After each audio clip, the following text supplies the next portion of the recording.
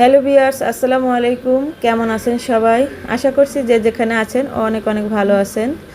তো ভিডিও শুরুতে দেখতেই পারছেন, থাম্বনেল আর টাইটেল দেখেই বুঝতে পারছেন আমি কত বড় বিপদের পড়ে গেছি। তো দেখেন, হঠাৎ করে হচ্ছে আমি বিকেলবেলা থালা বাসন ধুচ্ছি, ধোয়ার পর হচ্ছে ধোয়া শেষ, পরে আমি উঠতে গেছি, হঠাৎ করে উঠতে গিয়ে এমনি কি আমার মাজা একটা খটকা খাইছে। খটকা খাওয়ার পরে আমি জায়গায় হচ্ছে বসে পড়ছি। তো আপনার ভাইয়াও ছিল, ভাগ্যের বিষয় আপনার ভাইয়া বাসায় ছিল। তো ও হচ্ছে দুপুরবেলা আসছে, আর আমি হচ্ছে বিকেলবেলা এই থালা বাসনগুলো ধুতে গেছি আর কি, দুপুরে খাওয়া দাওয়ার পরে ধুতে গেছি। তো ধোয়ার পরে আমি উঠতে গেছি, হঠাৎ করে আমার মাজা একটা খটকা খাইছে। তো আমি ভাবছি মনে হয় এমনি হয়েছে, মানে ওই যে আছে না বেমরে পড়ে কিবা এমনি কোনো রকম মনে হয়েছে। তো বেমরও হয়েছে। আমি মেসেজ করতেছি, হাত দিয়ে মেসেজ করতেছি, আপনার ভাইয়াও মেসেজ করে দিচ্ছে। তো কোনো ব্যথাই কমতেছে না। আপনার ভাইয়া বলতেছে ব্যথার ওষুধ খাইলে ঠিক হয়ে যাবে। পরে আমি বলছি কি না, আমি ব্যথার ওষুধ খাবো না, আমি এক্সরে করব, কারণ আমি বুঝতে পারতেছি মনে হচ্ছে হাড় ভেঙে গেছে, না হলে হাড় ফাঁকা হয়ে গেছে, না হলে রগের পর রগ উঠছে, আমি এরকম বলতেছি। আর ও হচ্ছে বুঝতে পারতেছে না, ও ভাবছে এমনি মনে হয় হঠাৎ করে রগের পর রগ উঠছে, এই কারণে মেসেজ করলে ঠিক হয়ে যাবে। তো আমাকে মেসেজ করে দিচ্ছে, কিন্তু আমি সহ্য করতে পারতেছি না, মানে এত পরিমাণ ব্যথা করতেছে আমি সহ্য করতে পারতেছি না। তো পরে বললাম চলো আমরা হাসপাতালে যাই। তো আপনার ভাইয়া বাসায় ছিল, তো আমাকে হচ্ছে মোল্লাহাট হাসপাতালে নিয়ে গেছে।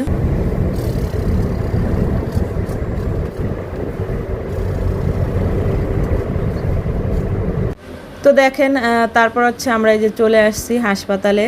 তো এটা হচ্ছে ইমরান ক্লিনিক, আমার কাকু হয়, তো পরিচিত হসপিটাল আমার কাকু, তো সেই হসপিটালে আমাকে নিয়ে আসছে। তো এটা হচ্ছে শিকদার ক্লিনিক আর কি। তো যাই হোক, এখানে এক্সরে করে, ভালো আর কি ট্রিটমেন্ট দেয়। আমাদের যত সমস্যা হয় ততই আমরা এখানে আসি, এসে আর কি ট্রিটমেন্ট করি। তো সাথে সাথে এখানে যে চলে আসছি, এখন হচ্ছে আমাকে এই যে পরীক্ষা করবে।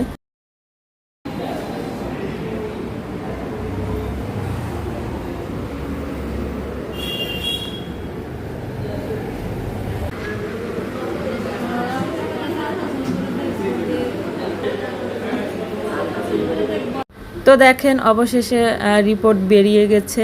তো এটা হচ্ছে ডিজিটালভাবে করে, তো এই কারণে সাথে সাথে বেরিয়ে যায়।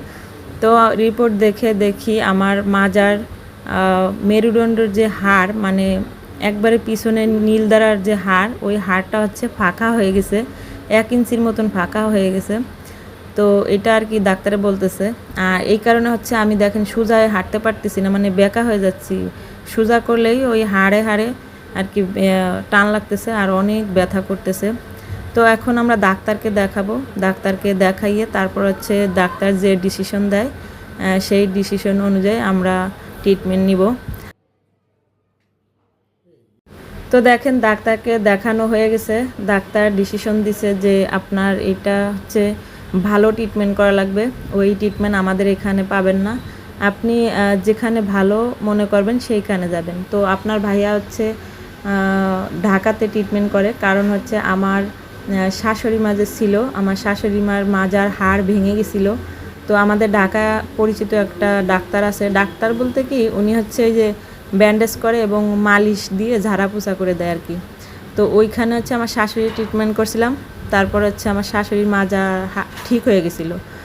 তো ওইখানে যাব, এই কারণে হচ্ছে আপনার ভাইয়া এখানে ট্রিটমেন্ট করবে না, বলতেছে আমি ঢাকা নিয়ে যাব সকালবেলা। তো এখন হচ্ছে আমরা যে বাড়িতে চলে যাচ্ছি, তারপর হচ্ছে বাড়িতে গিয়ে তারপর হচ্ছে সকালবেলা ঢাকা চলে যাব।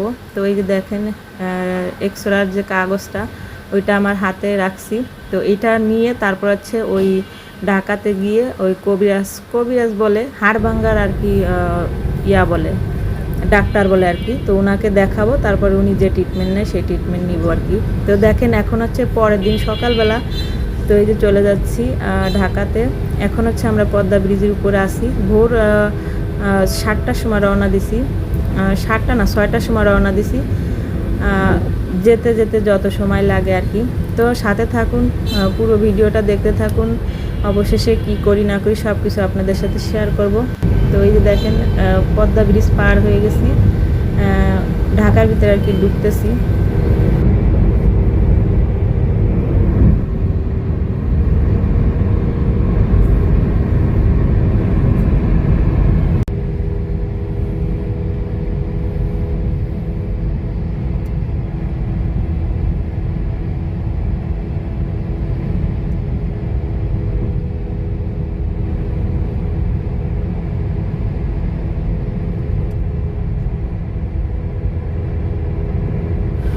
তো দেখেন এই রাস্তাগুলো এত সুন্দর, মানে মনে হয় কি বিদেশের রাস্তার মতন।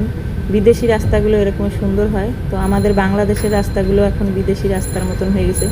যতবারই ঢাকার আসি ততবারই এই সব জায়গায় ভিডিও করি, কারণ অনেক অনেক ভালো লাগে দেখতে, খুব সুন্দর লাগে।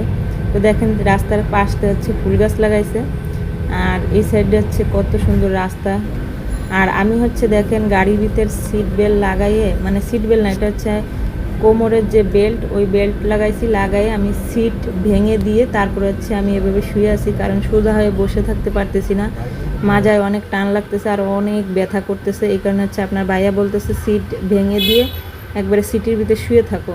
তো আমি শুয়ে পড়ে যাচ্ছি আর আপনার ভাইয়া যে গাড়ি চালাচ্ছে। তো দেখেন ঢাকার ভিতরে চলে আসছি, আর এত পরিমাণ জ্যাম বন্ধুরা, পুরো মানে এখন বেজে গেছে হচ্ছে প্রায় 10টা, 10:30 বেজে গেছে। সেই সকাল 7টার সময় রওনা দিছি, আর এখন 10টা বেজে গেছে। তো এখনও পৌঁছতে অনেকটা সময়, আর একটু যায় আবার একটু জ্যাম, মানে ঢাকা শহর এত জ্যাম, বিরক্তকর লাগে আর কি। তো যাই হোক, দোয়া করেন আমি যেন সুস্থভাবে ট্রিটমেন্ট নিয়ে বাড়ি যেতে পারি, কারণ আমার বাচ্চা দুটোকে রেখে আসছি আমার মায়ের কাছে, কারণ ওদের হচ্ছে আনি নাই, কারণ আমি হলো অসুস্থ। ওদের আনলে আমি পুরো মাথা টাথা খারাপ হয়ে যাবে আমার, কারণ ওরা অনেক দুষ্টামি করে, তো এই কারণে আবার স্কুল মাদ্রাসা আছে, এই কারণে হচ্ছে মায়ের কাছে থুয়ে আসছি। তো আমি ডাক্তার দেখায় আবার চলে যাব সকালবেলা, দেখি আগে ডাক্তারে কি বলে শুনে নিই, তারপরে হচ্ছে চলে যাব।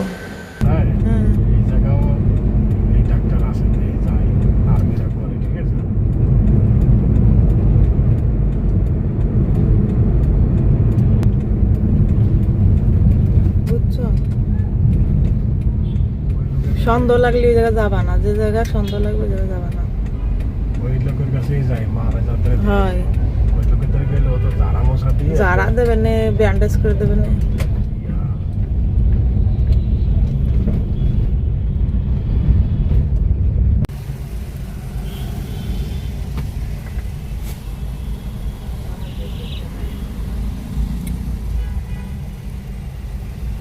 এই ঢাকার ভিতরে এত জ্যাম,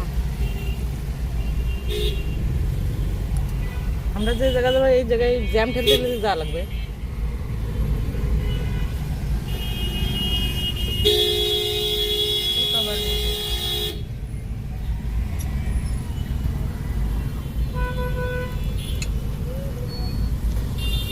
কি সুন্দর আস্তে আস্তে গাড়ি চলে জ্যামের ঠেলায়।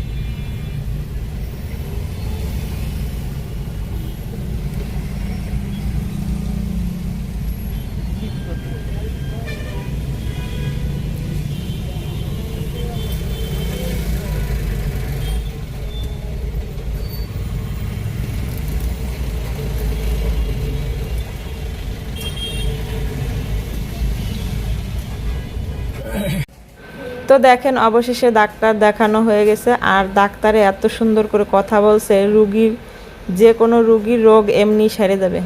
তো আমার এই রিপোর্টটা দেখে ডাক্তার বলছে তুমি এতে কোনো ভয় পেও না, এটা ঠিক হয়ে যাবে। আমি মালিশ দিচ্ছি, জেরে দিচ্ছি, আর বরফ আছে না, বরফ দিয়ে মাজায় ডলবা, ডলে এই মালিশটা ডলে নিবা, দেখবা ঠিক হয়ে যাবে। তো দেখেন ডাক্তার দেখায় চলে আসছি আমার ভাইয়ের বাসায়। তো এখন খাওয়া দাওয়া করছি, করে একটু রেস্ট নিচ্ছি। তো সবাই ভালো থাকবেন, সুস্থ থাকবেন, আর আমার জন্য দোয়া করবেন যাতে আমি তাড়াতাড়ি সুস্থ হয়ে যেতে পারি। আল্লাহ হাফেজ, আসসালামু আলাইকুম।